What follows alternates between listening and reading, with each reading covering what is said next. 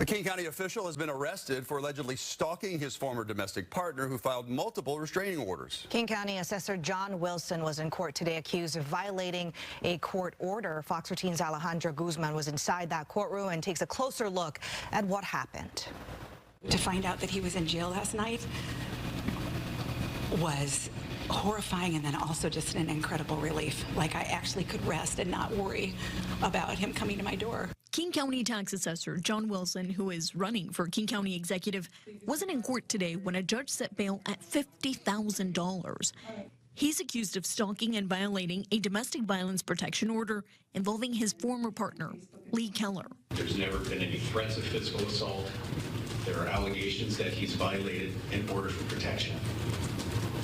That's it. But for Keller, this is about safety, something she made very clear before the judge, saying Wilson's violations have increased and have become more violent and aggressive this week. Including lurking around my car when it was parked at the state capitol Saturday, taking photos of me while I was in my car, driving to my house on Monday, and again last night as witnessed by the Seattle police. Keller filed for a restraining order because she feared the 71-year-old's behavior would only, quote, continue and get worse without it. She said the order was granted in May, but Wilson's behavior escalated as he violated the order, saying he would go to her home, called and left her voicemails, and posted pictures of her on social media.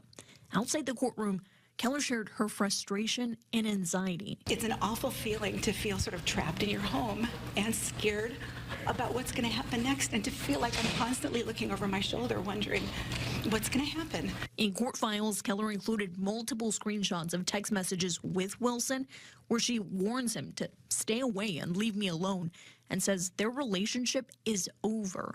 She tells him to never contact her, but Wilson responds with never and laughs when she says they're over. When asked if he could become violent, she said, You know, I don't know anymore, because I never dreamed he would do the stuff that he's done now. I have no idea. King County Council held a vote of no confidence against Wilson, demanding his resignation and that he drop his campaign for executive. On social media, Wilson said, I will not resign. We all have a right to vote for who we want, and the voters will speak in August. No charges have been filed against Wilson. If and when they are, the case will be transferred to Snohomish County to avoid conflicts of interest. Alejandra Guzman, Fox 13 News.